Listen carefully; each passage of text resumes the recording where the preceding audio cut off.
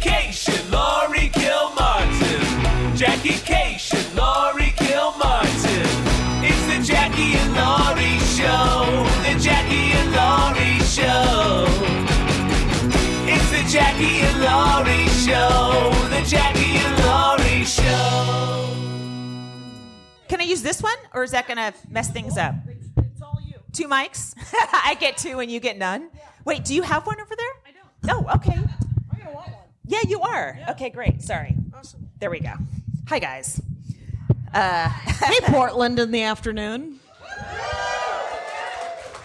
Okay, this is the podcast part of the show where you're sitting down and watching 2 middle-aged women talk, and I hope you've been suitably warned, right? Right. I think they have. Yes. I think. Yeah, I like that we learned that we had to warn people, and now people know. Mm-hmm. Guess what? I would like more cord. Does everyone have the sniffles in this town? Can I have more cord? No. Okay. No. Just me. Oh, am I on the wrong? Shit. Sorry. Okay. I feel much better about the whole situation now. Very funny. Nice job. Thank Huh? you. Yeah. Thanks, you too. Very funny. There we go. We did stand-up comedy. Mm-hmm. Everything's coming up roses. We're really nailing. It's kind of been fun to watch you do the same set or versions of the same joke, and have they changed in the last 3 days? Yeah, you as well. Yes. Yeah. And you're like, oh, look at that. That's a new tag. and then you panicking because you thought that they might get pitchforks and torches and. Well, I want my trans and cis chunk to be like accurate and funny enough to make people laugh on a Friday late show in Grand Rapids, Michigan. You know what I mean? It's got to hit. Not every show's going to be at 1:00 in the afternoon in Portland. That's true. Down from a sneaker coffee shop, a coffee shop dedicated. That's where I got this coffee, by the way. Oh, you did? I didn't want any anyway. Thank you. It's delicious. But I feel like Portland enjoys accuracy in premises, right? Right. So I thought you were really close too to finding something with that the definition of the trans thing. Yeah, I forgot this other part that I wanted to talk about how men are miserable anyway. So if you feel like you're in the wrong body, get the fuck out. Yeah. Of course, right. Like and I think it was just I think there was some issue with the choice part of it that I think you have to fiddle and diddle with. Yes, but, yes. Other than that, the human condition is pretty horrible. It really is. And let's celebrate it tonight. So do whatever you can to make it better. If your day to day needs a shot in the arm because you feel like you've been railroaded, fuck it. I don't know what rant you're about to go on. Do you feel railroaded? No, I don't. I mean, not just by comedy, though, right? Of course we feel Just railroaded comedy. by comedy. Right. Yeah. And this sweater that I felt like I was going to wear again because I had sort of the wrong bag. I have seen that sweater a lot this week, and I could go without seeing it again. That makes me want to wear it more. You don't know. Anyway, so we were in Bend, right? We were in Christmastown. Yes. And then we were in Eugene. Christmastown with beer is what Bend seems to be. It seems like the Aspen of Oregon, where it's a lot of very wealthy people and a lot of people who don't get paid enough to serve them. Oh, nice. And, yeah. and zero middle class. Right. It's just there you go. Oh, there's and six there's an angry barista from Bend. That's the way that seems like the country's turning into. Have you been to Aspen? I did a comedy festival there, yes. Just once, or? Yeah. Oh, I'm sorry. Did you do it more than one time? Yeah, I've been at least 4 or 5 times. What an asshole. You really find a way to let me know you've done more things than I have. Well, that's because you have a life, and it's stationary. It's a little more stationary than me. Again, another humble brag. I do so much road work. I wish I could be like you and stay home every night. Must be exciting for you to be on the road with me and my one sweater. Thanks, Jackie. I have to write down the words, my one sweater.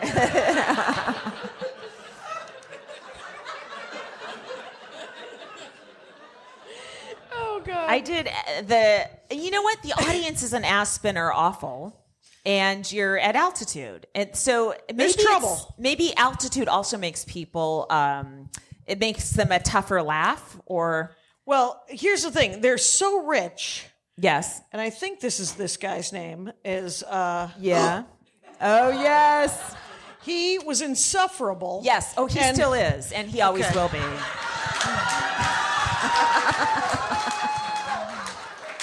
So you don't know who that guy is, or you do, and you'll be like, "Oh, that guy." Oh, anyway, yeah. But I needed more material and less. Hey, you rich fucks. Oh, right. Followed by a Delight, who's literally said to those people, "Hey, you rich fucks," and got a lot of laughs, and that was Augie Smith. Oh yeah, of course. Yeah, He's Augie personable. Smith is a delight. Portland comic, Augie Smith. Oh yeah, that's right. He's one of your own in many ways. And wouldn't that be every way if he's from Portland? He's from Portland, but he's also from Montana, and he's also he lived in New York. So it's kind of like Augie is a little bit like Mitch Hedberg without the heroin or the hair. Or the hair. Yeah, that's right. 'Cause, quite bald. Augie went with a full shave when he started to go male pattern. But So wait, you going male pattern? That's going. I bald. just made that up. I like that. Made that. It's. I think we've had this discussion before about what I think about baldness. No, I don't remember it. Well, it's a great.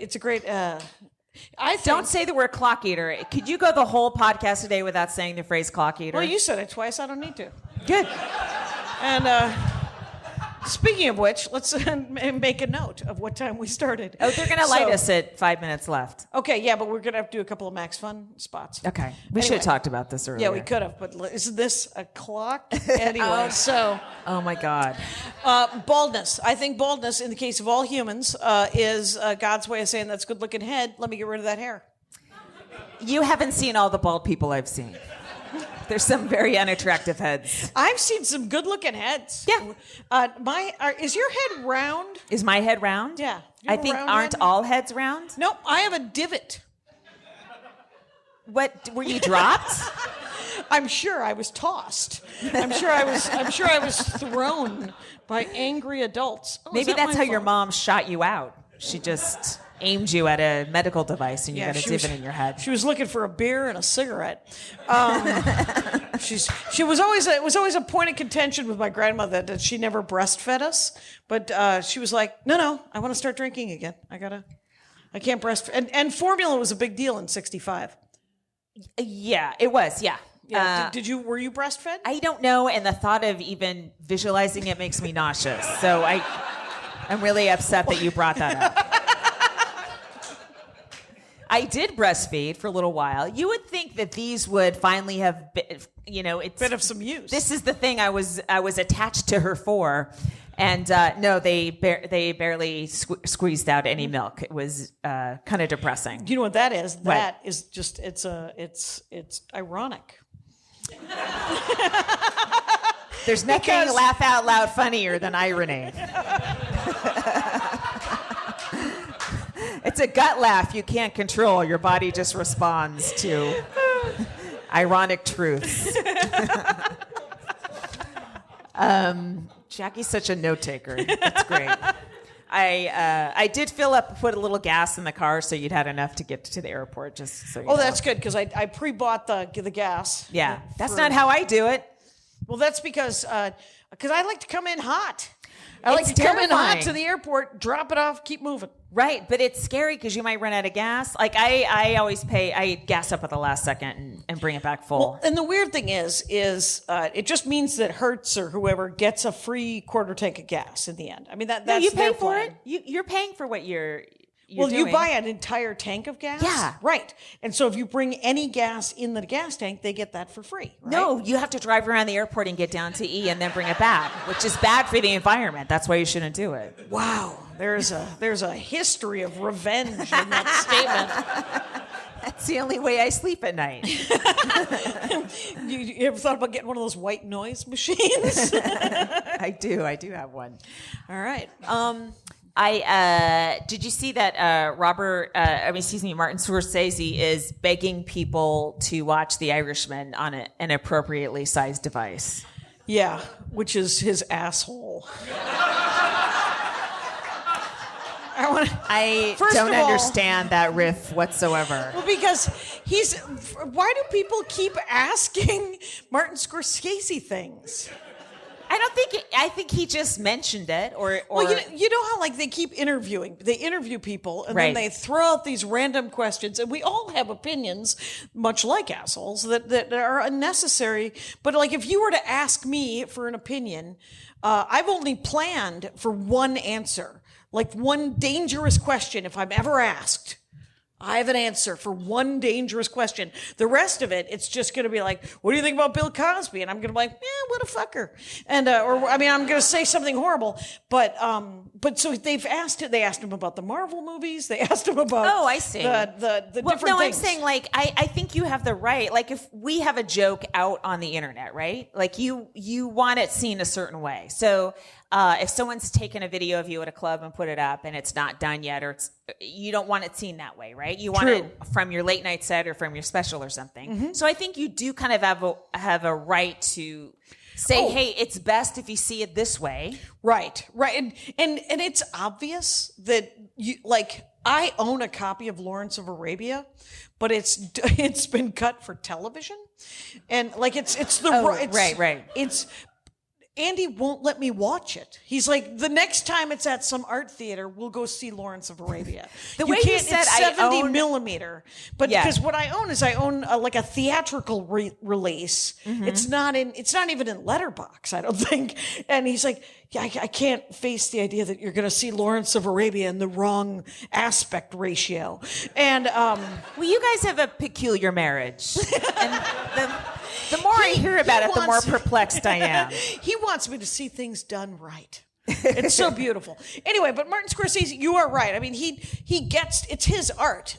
So for him to say, you should definitely see this on your 65-inch television, he's right. Yeah. But he probably doesn't even want you to see it he made a movie for Netflix.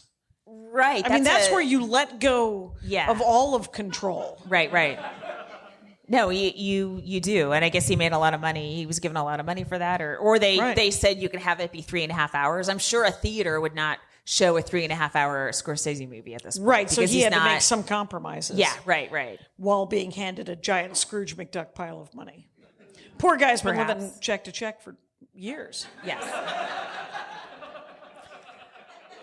And the other story I'm bringing to this podcast, you say you've got tons of shit. I have a list because it's our third day in a row of us talking to each other. Yes. And we haven't had that many experiences in between each show. Like our last show was 9 hours ago, I think. It was 9 hours ago. And then we drove for 2 hours in silence. Yes. To stay at a pineapple hotel. Well, first of all, what was that silence like for you? It was a first as far as I'm concerned. It was a delight. I got to play Marvel Puzzle Quest for hours. Yes, you did. It was lovely. And you kept bragging about how you were going to keep me awake, and then I just saw you like this on your phone. Well, you didn't want to hear the great story about how I just got a MODOK cover, huh? Anybody want to hear about my... And I don't want to hear it now. You guys can stick around afterwards and talk to her, but I'd rather the podcast go short than it be lengthened by a MODOK story. Yes. So Elton John, yes, famous singer. He has apparently an insane memoir out, and he says that he pees his pants on stage, so he wears a diaper to prevent it from obviously showing in his costume. Wait. Yes. No, there's no waiting. You heard every part of the story you need here. Now put that shit together and respond.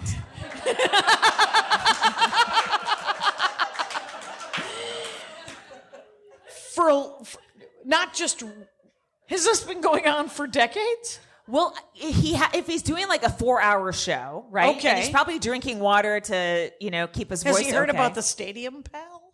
The what? What's that? There's a thing.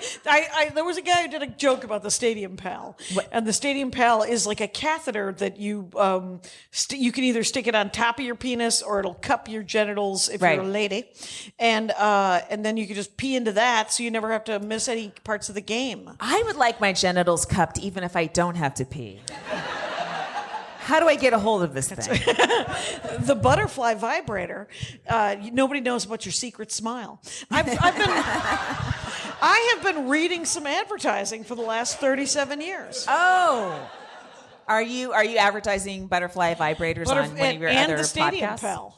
No, I'm not. It's, okay. In high school, I got a copy of Playgirl. You would have thought the entire experience would have been me going, "Oh my God, look at that!" But it was not. It was a lot of. Are there articles like in Playboy? Playgirl is naked gay men. Well, I didn't know, and I didn't care, because I didn't think I was going to date with a two-dimensional. I was just going to touch myself and be psyched. Okay. But their personal life choices were going to affect mine. Mm-hmm. And one of them, though, did, which was to get taken a photo of when they were nude. Anyway, just for clarity's sake, everyone should know. But I was looking for what kind of articles were in the Playgirl, and there weren't any. But there was an ad for a butterfly vibrator, and it was just a woman sitting at a desk, like an admin, like a secretary desk, and it said the butterfly vibrator. Nobody knows about your secret smile. Oh, wow. So she was, I guess, wearing this at work with, by the way, an old-timey remote, which was a wire. Remember when the remotes were attached? They may suspect your smile has something to do with a wire. coming out of your skirt. Well, anyway, Elton John is wetting himself on stage. He's wetting himself on stage. And he, part of me, I think that's where we're headed. You and I? Yes. All comics. Like, I don't know, when you think about it, how does Chappelle do these 7-hour shows? I was without wondering peeing when on himself. It has to be, right? Either that or he doesn't. Or does he take the mic? Does he get a long cord, take it to the bathroom, keep talking as he pisses, and then get back up on stage? Here's the good news for me. I'm never going to care enough to know.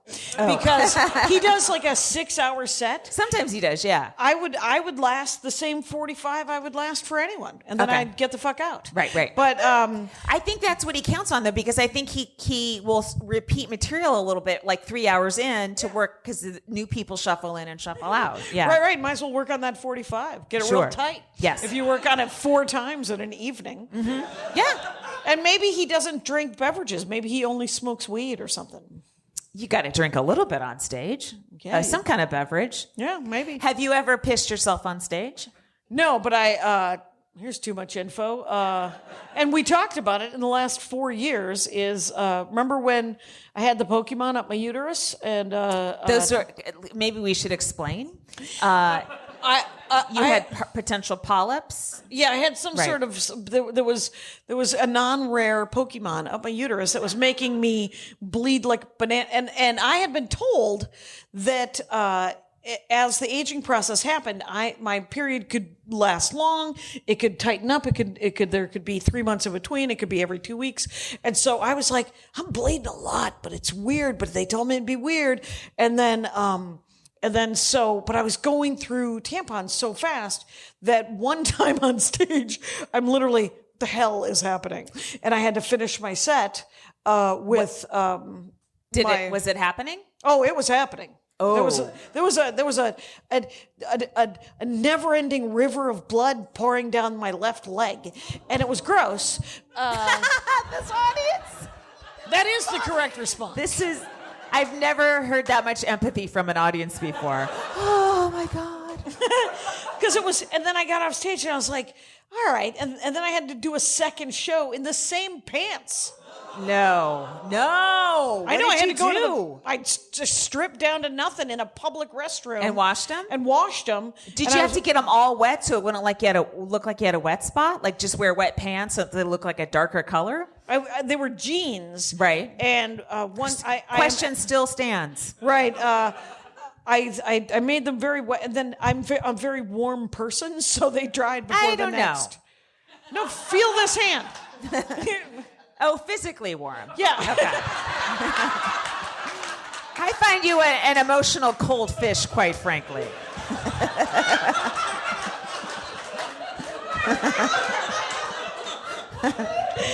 Oh my God. And I thought it was pretending so well. I used to always worry that I was getting my period on stage, but I never did. But the worry of it takes over your brain, and you can barely concentrate on your jokes.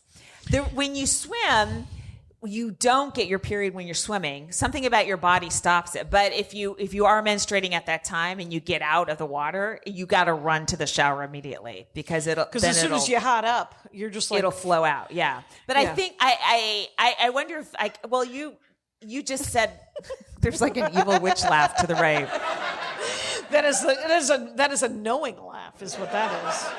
But is there some kind of adrenaline that keeps some uteruses shut on stage, and then as soon as you get off stage, you're getting very close to me being able to not get pregnant with my mind. You know how like the men folk, the dirtbag GOP dirtbags, sure, are like, sure. Oh, I think she could just choose not to get pregnant because she's a fucking rabbit or whatever. Right, when you're getting raped. Who's read Watership Down? What's happening? Okay. I don't know what just happened. I think I missed 4 words of that sentence, and it made no sense to me. In Watership Down. What's that? The Watership Down is a book about rabbits, and it's a parable about... It's a book about rabbits? Rabbits, and it's a parable about militarism and pioneerism. Anyway, have you guys all read it? Wow. Well, you guys can just enjoy this podcast without me. What part of we're in Portland, Oregon did you miss? If it's not about the British royal family, I haven't read it recently. But here's the weird thing about rabbits is when there are too many rabbits in a warren, female rabbits will self-abort. Oh. It's true. They will self-abort, but the thing is they can only do it 2 or 3. But it sounds like there's an evangelical pro-life rabbit owner in the crowd. And they were horrified at that information. And now they have to make a law to prevent rabbits. They can only do it 2 or 3 times and then they die. Because the thing is you can't because they absorb the fetus back into the body. Oh. They should just flush it down the toilet like the rest of us. The Shining Wire is the creepiest chapter. You should just read that to the boy. Sounds like a horrible book. It is not a book that he will enjoy or you will. You will enjoy it only because it's super sad sack and dark. And you enjoy... I enjoy anything that doesn't have the words Harry and Potter in it. I can't wait till you get to the 7th book and it's 200 pages of camping. No, I can't do it. It's awful. I can't do it. Here's what I'll tell you though. I'm gonna give you you can skip almost all of the first camping. Do that one, and then every time they start camping again, you're like next. Okay. You can literally skim, and you will shave. And she should have shaved 100 pages on. No that one's book. editing her after that first book, right? No, they just let her do it. She was like the Martin Scorsese of authors. Right. I say the first 3 books had editors. The last 4 did not. Wow. Mm-hmm. Yeah. Hey, here's the thing. I Like, what we always have editors, and it's the audience, right? You know? Yeah, we do. And okay. there's so silence. in a way, we're better than J.K. Rowling, and wealthier. Exactly. In emotional riches. Give me a time code right now. Give me a Max Fun time code right now. Are you recording? Yeah. I didn't record. Well, aren't you believing in this? Could just be if my Zoom isn't working. Dead Pilot Society brings you exclusive readings of comedy pilots that were never made, featuring actors like Patton Oswalt. So the vampire from the future sleeps in the dude's studio during the day, and they hunt monsters at night. It's Blade meets The Odd Couple. Adam Scott and Jane Levy. Come on, Corey. She's too serious, too business-y. She doesn't know the hokey pokey. Well, she'll learn what it's all about.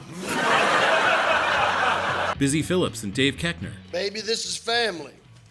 My Uncle Tell, who showed his wiener to Cinderella at Disneyland, is family. Do you want him staying with us? He did stay with us for 3 months. And he was a delight. A new pilot every month, only on Dead Pilot Society for maximum fun. So we're back. What are you looking? Yeah, that's including my half hour though. Are you looking forward to the decade lists that are coming out? It's not just year-end lists this year. It's going to be decade lists that we're not going to be on. Right. Yeah. I fucking hate a list, and yet we have a list. We do. That we're going to add to in about 10 minutes. But the thing is, it is. I am not looking forward to the decade's best female comics over the age of 53. That we won't be on. Yeah, we won't be on it. We're just neither of us. It'll be Mae West and Lucille Ball. Sure. Right. And you stole that from me from last night. I did. How do you feel about that? I did. We have a live theft happening right here. Unbelievable. I thought you loved a callback. Oh, is that what you're calling it? That's what I'm calling it. You're right here. No, it's always distressing, and and we're in December, so we're right in it. Right. Did you have an album come out this year? No. Okay. Thank you. Dude, you're always having an album coming. No, out. here's the thing. So my last album came out in 2017, right? Oh, it's been that long? Yeah. Okay. Yeah. Wow, someone's angry. 2017. So then this year, 2019, the same month that my album came out in 2017, Chad Daniels had an album come out. And then Chad Daniels had a new album come out this very year, 2019. And I got a call from my good friend Louis Lee, who owns Acme, to say, hey, you having an album? You know, Chad put it out. And I was like, stop. I'm not Chad. Fuck. I'm going to put 3 years into the album. You got to hear some of it right here. And if I would have done an album, you wouldn't have got to hear the new awesome thing about gender, the new gender joke that I'm working on. It's a good gender joke. Why wouldn't they have been able to hear that? Because it wouldn't have been, because I just wrote it a month ago. So you wouldn't have, it wouldn't have been on it anyway? But it wouldn't have been on the 2019 album, because I would have recorded it in March. Okay. You didn't write that shit in March, did you? Right. If I put out an album earlier this year, I feel like this conversation we don't have to clarify this because it doesn't matter. Okay, it really doesn't. But because they got it, and I'm sure there are people right now yelling in their cars, going, "Jesus, Kilmartin!" And but yes. Anyway, so I'm going to put on a new album next year. Have you? So how much time do you have right now? I have about 40. How much do you want? An hour? Yeah. Mm-hmm. Okay. And I want this is it's not a New Year's resolution. Right. It's a December now. Fucking do something. It's a resolution to go forward and do something right. Which is I want to submit a new 5 minutes to Conan. Right. And to whoever else is willing to see that 5 minutes. You know, I want to do a late night set in the next year. Me too. I want to submit a half hour for Comedy Central. Mm-hmm. And I want to submit an hour for Netflix. That's great. You are right to clap, but I'd like to have done those things But already. if you do this, if you do a CD this year, that would be your hour you give to Netflix, right? Mm-hmm. So are you going to give it to Netflix first to see if they take it, and if they don't, then do the CD? Why can't I do both? Well, why would they take it as a special if it's already out on a CD? Because they don't know what they're doing? No, I don't know. Probably not the best way to woo Netflix. Dear Netflix. No, but I don't think that I never think that they think about comedy albums the same way they think about specials. Oh, really? Yeah. Though they might. I mean, I know that all those dry bar hours are also cut into albums and then aired, and you had to make a special deal with dry bar to not sell them the rights to publish it as an album. Wait, to not sell it or to sell it? Yeah, to not sell it. Oh, I see. Because it automatically, in the contract for dry bar, mm-hmm. you do 20 or 40 minutes of squeaky clean material that they air on their YouTube channel, and you get paid to do it. You get a kickback from views. Eventually. Right. And then, but baked into that contract is that they will release it as an audio album as well. I know that a couple of comics that you don't get the money from. You don't get sound exchange from. You get artist money. You don't get publisher money. Okay. And so, because I know that a couple of comics already did it. Like I think that somebody signed the. I'll write down a name. Mm-hmm. He signed the contract, but had already recorded and had a deal with a label. Oh. To do it as an album. Go that way with it. Okay.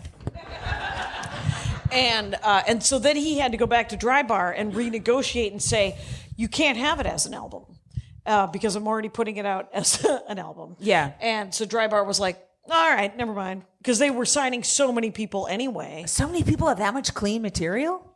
That's shocking to me. I know. I'm from San Francisco. We don't think about things like dirty San Francisco. Not dirty, but not squeaky. No, for sure. Yeah, and it has to be squeaky because of Mormons. Sweeping generalization that is not inaccurate. Sometimes they're right. And but I want to do like the comedy. I did the Comedy Central special in 2003, right? Which people keep using as a credit, and I was like, that was 100 years ago. Do you think we have a chance of getting on Comedy Central because of our age? Yes. Really? But I think that we have zero chance of doing it if we don't submit a half an hour. True. That's correct. Mm-hmm. Yeah. And I never submitted after that first 2003 because I figured that they would just come back to me and like a couple of years ago, you probably have another half hour, don't you? Turns out there were new comics. And and some of those new comics had representation who said, hey, don't you have a half an hour that we could submit? And so the less work that and this is a truism, a sweeping generalization that is true, the less work the industry has to do, the more likely they will do it. Not do it. Yeah. They don't want to do any of them. Okay. Would you submit a half hour? I don't even know anything about it. So I just, I worked for Comedy Central. I worked for them when I was a tough crowd. And the other writer I was working with, they did a half hour with. And I'm like, I guess maybe it'll come to me next. And they never did. And I was like, I just felt like they knew me and had rejected me instantaneously. But they were very familiar with me because I was on Tough Crowd and I wrote for them, so I saw all the executives all the time, and they never occurred to them, or I don't know. I assumed because they didn't ask me that they saw me and they didn't like me. Right, but you two have never put a half an hour together to send them. No, right, which is probably dumb, right? Right, because we should do that. Okay. Yeah. But the weird thing is, the reason we didn't do it was because they were approaching people around us. Right. And so it didn't seem like we were supposed to. And then it's like asking someone to take you to the prom. It feels like you're supposed to wait until you're picked, Right. A girl likes to be asked. But we're dumb. For waiting, because we should just Susan B. Anthony this. That's not the right woman. No. But what's the name of the dance? Thank you, Sadie Hawkins. But Susan B. Anthony, Sadie Hawkins. Sure. I'm sure Susan B. Anthony is now going to haunt me. She's like, fuck you for comparing me to Sadie Hawkins. We should Bumble this. That's what Bumble is, right? I don't know. TikTok? Oh yeah, you wouldn't know. No, TikTok. No, Bumble's a dating site, dating app. And TikTok is a 7-second app, video app. Like Vine? Basically, yeah. But it's owned by China, so everyone's sort of worried that they're using it to spy on Americans and find out that our teenagers are dumb. Quick reveal. They are correct. Wow. Yeah, I guess so. I don't know. I guess I always just assumed they never liked me because they never seemed to. And I had to. You did premium blend, right? Right. I had to work to get premium blend. I was submitted to the first. Oh man, I was submitted to the first one. You ever somebody where you know it's between you and this other person, and they pick the other person, and then they become your mortal enemy, even though they're just another comic. Mm-hmm. And I was so they picked this other woman who kind of looked like me. And then they shot it at UCLA, and they were horrible. I guess the audience sucked that year. Okay. And then the next year I got to do it in New York City, and the audience was amazing. So that worked out, and she stopped doing comedy.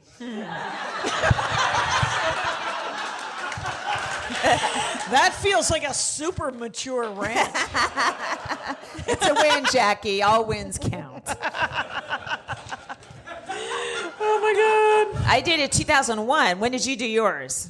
It was earlier. It was probably 98 or 99. Okay. And it was Jim Brewer hosted. I think he was very, very animated when he was jumping all over the place. And there was a giant plastic hamburger on the stage. Why? It's when they were doing funny set pieces behind the comics. Yeah. And they weren't funny. And they also didn't tell me that I had to come down a staircase, and I trip on flat surfaces. And I was wearing heels. You were wearing heels? Yeah. If you ever get a chance to see this set, holy smokes, it's terrible. First of all, my makeup, I look like a drag queen. They've junked me up. I look like a hua. Yeah. And then I'm wearing like heels, and so I'm coming down this thing super slow, because I don't want to fall on my face, because I forget. Here's something I forget when I do television. It is all being pre-recorded. Yeah. At no time, if I do fall on my ass, You could start back up again. yeah. Yes. Yeah. I always think, oh my God, it's television. It's immediately going out to the world. Yeah. So I went very, very slowly. So if you see this, if you ever get a chance to see Premium Blend, and you could, it's on their website. But I look like when I watch it, I think I'm going to fall. Mm-hmm. My host was David Alan Greer. Dag. Yes, and my episode included Judah Friedlander, who was on 30 Rock for a long time. He's a hilarious comic, and Patrice O'Neill. Wow. Yeah. Mm-hmm. All right. I can't remember who was on mine, but I do know there was something. It was something weird. Oh, forgot it. It's gone. Okay. Could have been anything. My boyfriend at the time, he is Ukrainian. He was back then as well. And but at the time you can't wash that off. No, you can't. It was more of a catch-all that he was Russian, because it was still sort of the Soviet Union. It was all one big country called Russia, basically. Mm-hmm. Especially when it wasn't like just Soviet satellite states. It was part of the Soviet Union, right? So I always said Russia as a catch-all. Anyway, somehow I had some reference to the Soviet invasion of Afghanistan in the joke. The hilarity. And I taped it in August of 2001, and then in September of 2001, of course, there was 9/11, and then we didn't want to mention Afghanistan at all. So, oh wow! So they edited that reference out of the set. It's sort of weird. There's like just one joke with a setup and no punchline. Oh, that is a classic Comedy Central. Comedy Central. This isn't going to get them on my side, but I will say this: my 2003. They're better about it now. They do leave punchlines in. Oh, yes. Thank goodness! Because I had this joke in my half-hour special where it's about North Platte, Nebraska, and the setups. It's about how much I hated going to North Platte, Nebraska. Had an Osama bin Laden, another hilarious Osama bin Laden reference, as a matter of fact, in 2003, and the reference was that I believe that's where Osama bin Laden was hiding, and that they should bomb North Platte, Nebraska, just in case. And if I'm wrong, what have we lost? And at which point, by the way, every time it re-airs, I get this. I get 4 emails from North Platte, Nebraska, saying, "Fuck you, you're right." Like literally 4, 2 that tell me to screw off, and 1 that says, "Ha." And then another one that says, "You're right." It sounds like it's one family, and the grandparents are saying "fuck you," and the grandchildren are like, "You're right." You know, and it's interesting because they cut the punchline from it. It was just, I hate North Platte, I hate North Platte, I hate North Platte, and then airline food or whatever the hell the next joke is, right? And the punchline was exactly what happened in North Platte, which was I went to do a one-nighter in North Platte, Nebraska, in like a Best Western attached bar. And I walked in, and I was mistaken. There was a guy at the bar who was at the bar having a beverage, and I would just come in to see where the show was going to be, and that guy thought I was his wife or somebody, because this dude at the bar yelled at me across the room, "Who said you could get out of the truck?" Oh my God. Oh my God. And the punchline on that was that I was mistaken for someone's battered wife. So super sensitive, making friends.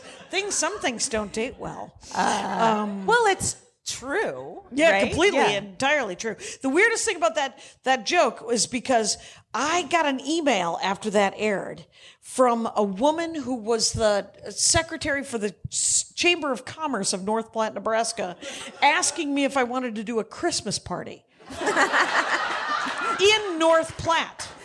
And I said, what a terrible idea. You know they wanted to stone you to death. Maybe they wanted, because that's where the Golden Spike, like two railroads met there or something really? like that. And maybe they wanted to possibly bury me underneath the Golden Spike.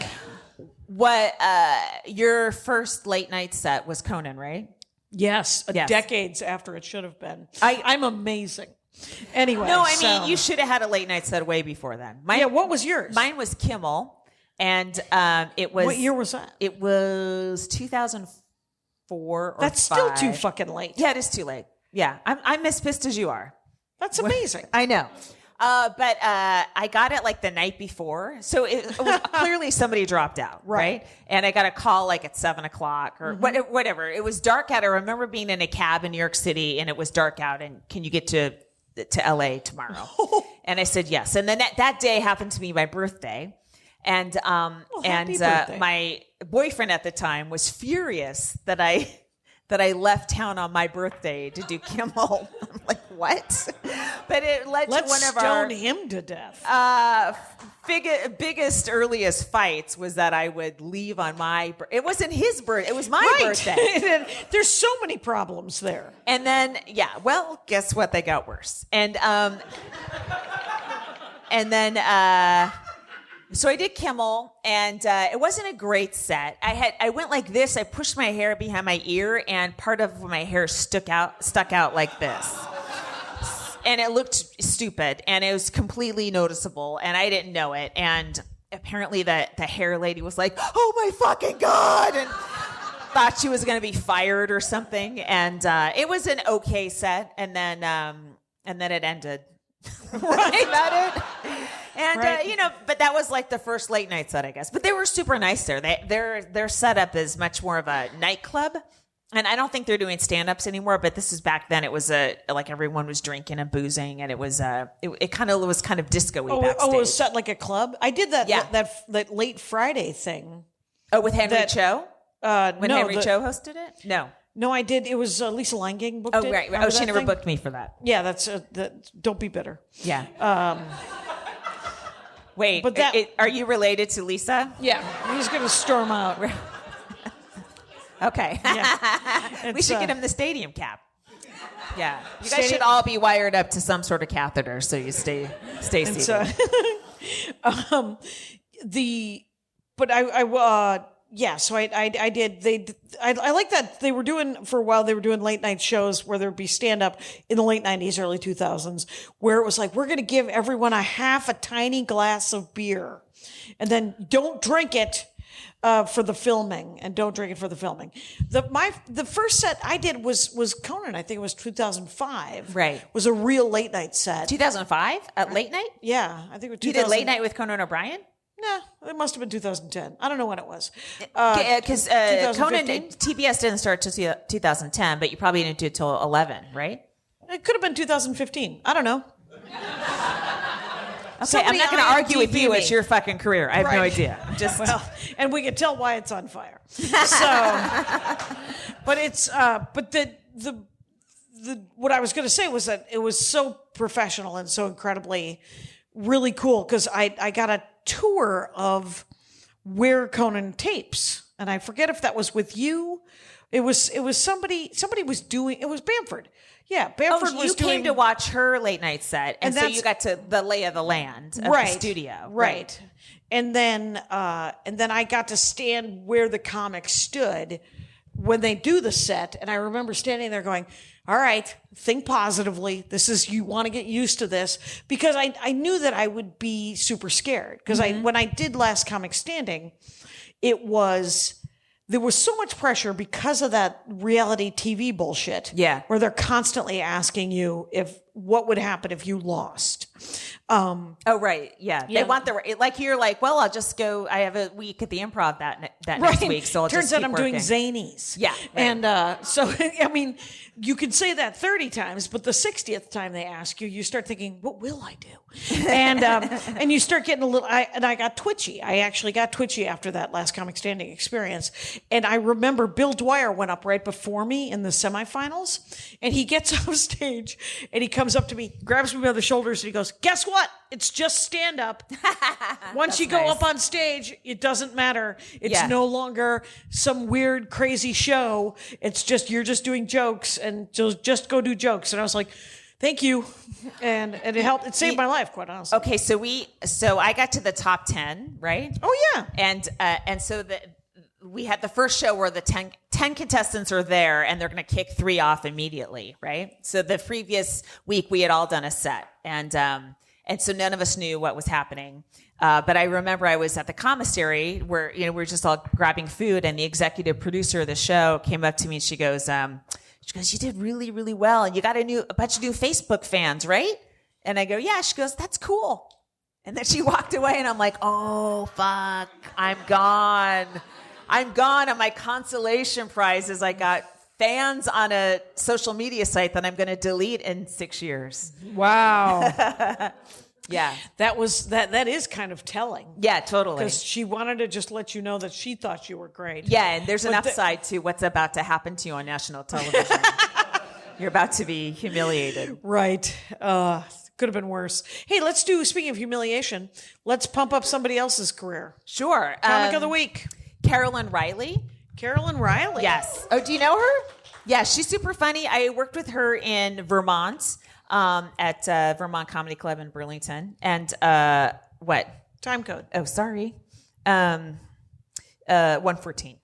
And she's super funny, great writer, really dry, really low energy. And but I like that low energy, just great jokes. And she's great. Carolyn Riley. I think it's Carolyn Riley on Twitter, but we'll double check and put it right. And check the notes. Check the notes. Carolyn Riley. That's awesome. Cool. And then let's do another Max Fun as long as we're here. Hi, this is Rachel McElroy. Hello, this is Griffin McElroy. And this is wonderful. It's a podcast that we do as we are married. And how's the ad going so far? Because I think it's going very good. We talk about things we like every week on Wednesdays. One time Rachel talked about pumpernickel bread. It was so tight. You cannot afford to miss her talking about this sweet brown bread. We also talk about music and poems and, weather. There was one time Rachel talked about Baby Beluga, the song, for like 14 minutes, and it just really blew my hair back. So check us out on MaximumFun.org. It's a cool podcast with chill vibes. Amber is the color of our energy, is what all the iTunes reviews say. They will now. And now we're done. Now Do we need to announce that we're doing a Max Fun? Couldn't it just overtake the podcast and then slip away? Okay. Possibly. Okay. But not if I'm writing notes. Okay. Pardon me while I log things for Kyle. Mm-hmm. Kyle needs it. So this has been a hell of a tour. I've loved doing this sort of the smaller venues, but I don't know what more money? You want Karen Kilgariff's career, her podcast career? Almost always. Always. She has the Midas touch, and she's like, bam! And then all of a sudden, there's 2 gold bars. Well, you're our tour manager. You're really good at it because you have to be, because I'm not providing any assistance. Right. But But I did drive last night. You drove last night in the dark. Yes, thank you. I The don't dark like, and the snow. Yeah, I never liked driving after gigs. When you said let's drive after gig, I would love to drive after every show for 3 hours before I get home. Just to wind down my brain and stuff like that. Okay. So I was glad that you were willing to do it because I didn't want any part of it. The one time I drove after a gig because it had been sold to me as such a good idea. Then you're almost home, or then you'll make it back. Yeah. I just remember sleeping in a turnoff because I got super tired and I didn't want to die. So like I don't know why, but even in my 20s I couldn't drive at night. I would just get tired. It was Turn the music up loud. Sleepy time. Turn the music up loud. Open the windows so you're cold. Sure. There's a lot of little tricks. Scream. There's lots of things to keep you all awake. of those things will keep me awake, but eventually I'll get bored and then just decide to lie down. I'd rather just sleep it out, and I like to get up at like 4 a.m. and drive into the day. No, you like to 10 o'clock drive all night because it's dark all night, so you don't feel the day passing. But if you start in the morning and you see the sun coming up and then going down, it feels like you've been on the road for days. As opposed to if you hit it at 8 p.m. at night and just go till 4 a.m. It's sweet. It's one, and there's no one else out, just you and the aliens. I'm just going to agree to disagree. Okay. All right. Give me more topics since you have a giant list. We were going to talk about, this is how long it's gone. We're at like 45 minutes, which is good. Okay. But, this is how many topics we don't have is I was like, well, why don't we just list some male comics we like? And I was like, no. Because we do mention male comics that we like. I love Greg Proops. Greg Proops is also on the Max Fun Network. He is brilliant. So funny.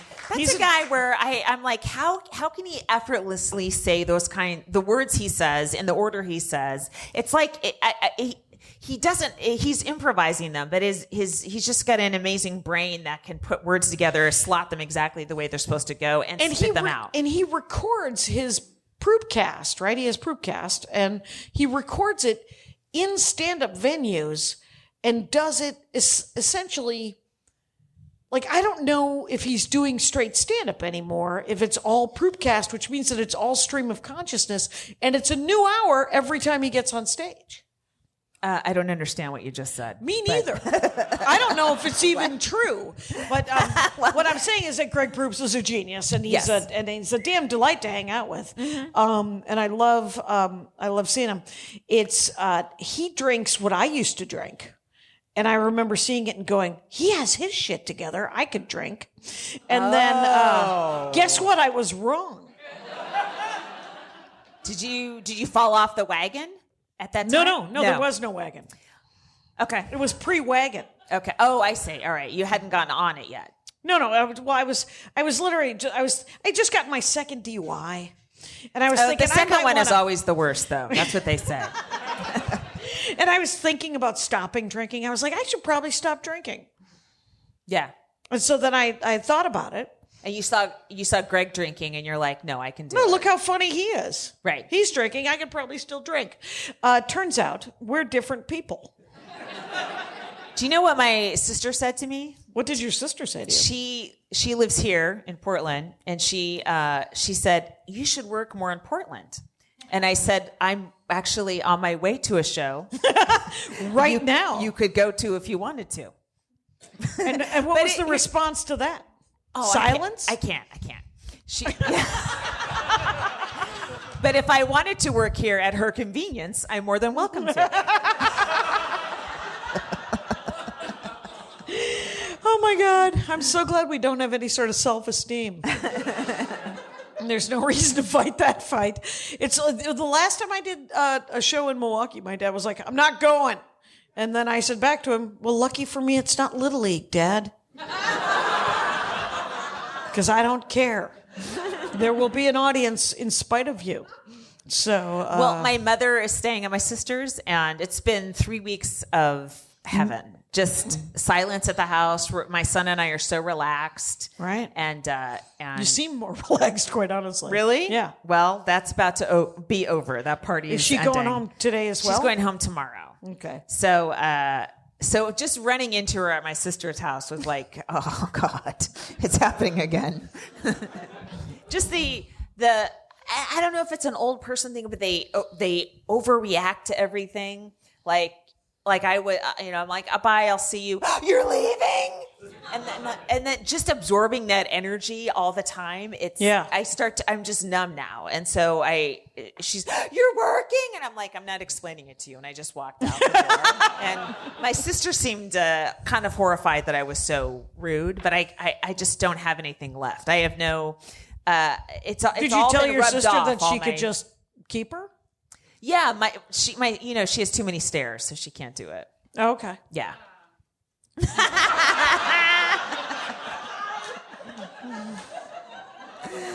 Seems super convenient that she installed all those stairs. It's an Escher painting, her house. It was actually a single-story ranch when she bought it, and then my mom broke her hip and she installed stairs so that you have to go up and down to get to the room. Yeah. Yep. Did you get to go swimming today? No, I didn't. All right. Just no. curious. Mm-hmm. Swam yesterday. Went to the Eugene YMCA. I've been there a long time ago. I had like tingles. I was like, yeah, I swum in this old pool. This old pool. Yeah. Have you thought about doing that show on... That'd be a great show, actually. Yeah, it would. You just finding weird pools and going, look at this. Nobody wants to do laps in this thing. It's shaped like a kidney. Yeah, That's all I know about pools. Again, I'm sorry. betray your the lack of information about lap swimming again. Think you'd be ashamed of yourself at this point. Reveal. The most surprising pool, I was doing a bunch of triple one-nighters in Nevada, and Elko, Nevada, which is not a large town, had a fucking amazing pool that was a city pool. And I still remember it because I was like, oh, there's not going to be anything here. And there was, and I was so happy. So little made me happy in the 90s. All I needed was a good road pool, and to be paid in cash at the end of the week. It was Please so easy. write another book called Road Pool. But sometimes I like when I'm driving, I wish there was just an off ramp and it's just said 1997 on it. And I would just go off and live in this time where my dad was still alive and I could still drive into the house. And I would hate 1997. Thank you. Well, let's interrupt my fantasy with your attempted suicide. I'm sorry. I forgot who was more important here right now. No, I'm just parallel. We're living parallel lives, except for mine ended in 1990s. Or mine. Yours is the down under, and I'm the on top. I am a bottom. What just happened? It's a Stranger Things reference. Oh, okay. I didn't see that. Oh, you didn't watch it? No. Well, how come I watched it and you didn't? I saw E.T. I don't need to see Stranger Things. Wow, there's only what a so much snob. nostalgia I can do. We're right down the block from Ground Control. That's kind of exciting, though. I don't know what's Ground Control. It's an Is that a arcade. Major Tom reference? It's probably, but it's an arcade. Okay. Did you ever do Bridgetown? Well, you did Bridgetown with me. Right. But that was one of the sort of the things where they take you to do a fun thing in Portland. Sometimes my favorite thing is every time, and people who live here as a joke will say it because everyone that you just meet in Portland, the first time you meet someone in Portland, they'll say, well, have you been to Powell's? Yeah. Did you know that there's a bookstore called Powell's? Mm-hmm. There's even little ones. There's one at the airport. Did you go to that? Okay. Stop talking. You know what? I did a reading of Dead People Suck at Powell's, and the person there was like, sign all the books, that way they can't send it back. So I did. I'm sure they still have, must have like 30 copies left with me signing them. That is an awesome hack. I know. And I wish I'd known that at other bookstores because I just signed what they asked me to, and you'd see a stack back there, and I should have signed them. And you should have signed them all. Kept them out. Yeah. Loosely just signing things. every time I go to a festival, that was the year they stopped doing fun things for comedians. You know, like, because I think when a festival first starts, the producers have these big ideas, and then they get tired. And comics are assholes, and they don't show up for things, or they don't want to go, or they ruin them, or they break things, and then they're like, "Fuck it, it's just shows, and then just do stand up." And then the festival closes down. Well, that's the trajectory of a festival. The last 2 times I was invited to the Big Pine outside of Bozeman, Montana, or something. Yeah, both times, and from different sources, they were like, "There's guns. They'll let you shoot guns," and I'm like, why do I look like I want to? You're not wrong. I want to, sure, but I don't. So you're angry they accurately figured out who you really are. I think they saw my moccasins and they were like, "We're gonna get her a gun," and but I mean, it's such a weird thing that they think that the draw to do a festival is the fun thing. They're like, "We're gonna get you a horse and a gun, and then you're gonna do a bunch of shows, and we're gonna give you $9." And I'm like, "How about you give me $6,000 and you keep your horse and your gun?" Yeah, because comics, honestly, we're not fun. Right. I am a treat. No, you're not. No, I spent an entire weekend with you. You're not fun. I have been belittled. That's okay. I don't want a fun friend. That's the fucking last thing I need in my life. Always out doing things, trying to get me to do shit. You're like, "Good night, I'll see you tomorrow." Yeah, bye. Okay, that's plenty friend for me. Well, I mean, we do this for an hour the last 3 days, yes. Right? And then we spend several hours in a car together. Right. Yeah, that's all yeah, you're right. Yeah, that is all that's enough. Yeah. You are correct. That's as much time as I want to spend with Maria or whoever else. Regan doesn't even want to spend any part of the day with me. I get it. That's it for us, guys. Thanks a lot.